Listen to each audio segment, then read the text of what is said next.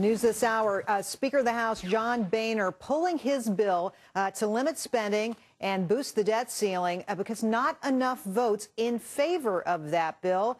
It's called a delay, being characterized as a delay by the Speaker's office.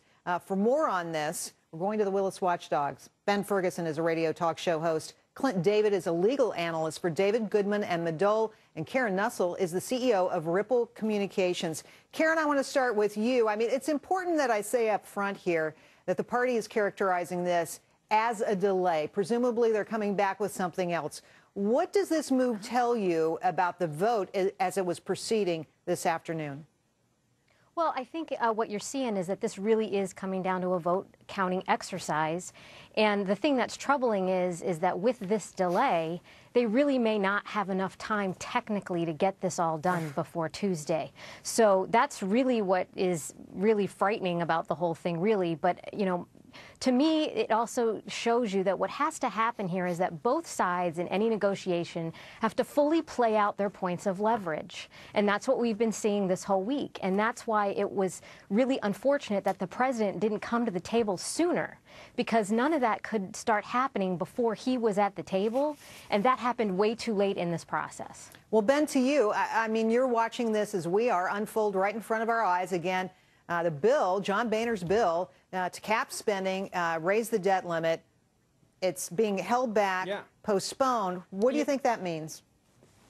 Look, I think this is real trouble and could turn into something a lot bigger. And the reason why I say that is I knew we were in trouble Monday night when the president came out and told us what he didn't like, but didn't tell us what he did like. And that's when you realize how far the sides were from one another. The other thing is you've got hardcore conservative Tea Party people that got elected to go to Washington and stop spending who are not compromising as much as John Boehner obviously needs them to. I mean, this tells you how divided Washington is right now, even within the Republican Party and the Democratic Party, and they're not close. And the big scary thing for me is if they're genuinely on their own team can't get a deal. The Republicans can't get their own team to get a deal, and the Democrats can't get their team to have a deal they agree on. How are you going to get both sides to agree by Monday? I think this is a tough one for both sides. Right.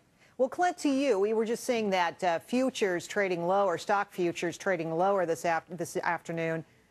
How serious is this going to be for the markets? Well, I mean, we've seen, it's been the worst week in a year, and the week's not over yet. I mean, I have to say, Jerry, I am just disgusted and appalled by this entire nightmare. I mean, let's not make any mistakes about this. This is completely a self-inflicted wound. It's as if our country is on some sort of desire to commit financial suicide. I negotiate for a living. There's times when you need to make a deal. A deal should have already been made. The Republicans destroyed the Democrats in this negotiation. They should have, in my opinion, a week or longer ago, declared victory and gone to the House. They got what they want, but now we have this brinksmanship. Now we have whether or not Boehner's leadership of his own caucus is even sufficient. He's toast if he can't get this vote to go through, and the whole world is watching. I mean, it is an embarrassment. It's catastrophic, and everyone's 401ks are dropping. I just can't say strongly enough how appalled I am by this entire thing, as I think is the entire country.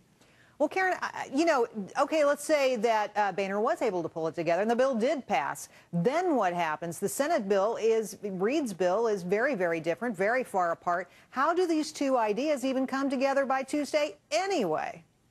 Right. I don't think you can just lay this on John Boehner's lap as is his problem. Where are the Democrats? I mean, are there really no Democrats in the House that can support this plan?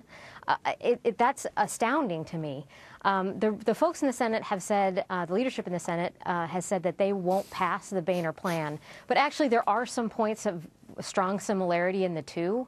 So my thought going into tonight was that actually this bill would pass the House. It would go to the Senate. They'd make some tweaks, be able to call it their own, and pass it. But obviously, that's not in the cards in the House, at least as we're seeing at this moment. But I can't believe that the president is just now absent from this. Right, I mean, right. is it not in his interest to call some House Democrats and say, hey, this is the best we can do? Ben, well, let me just ask you one quick question, Ben, because I think there's more going on than meets the eye here. You heard Boehner this afternoon say, hey, this isn't the plan that we wanted. It's the best we can do. So he's not even signed on to it. I mean, if you really look hard at this, at the end of the day, maybe it shouldn't be that surprising they had to pull the bill.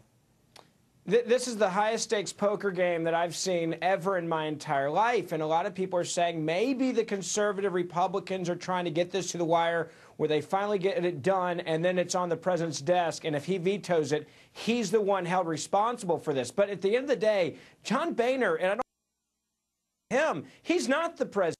There's the president tonight. And when he comes on national TV and goes like he said on Monday night, I mean, at some point, he has got to lose the ego for a moment, come in the ring and go, guys, we can't play chicken on this any longer. This is not good for anyone. Your side or my side, let's get this done. And I don't think he has the political skills that even a Bill Clinton has on something like this. And I think he's proving it this week. Well, guys, Ben, Karen, Clint, thanks so much for helping us out tonight.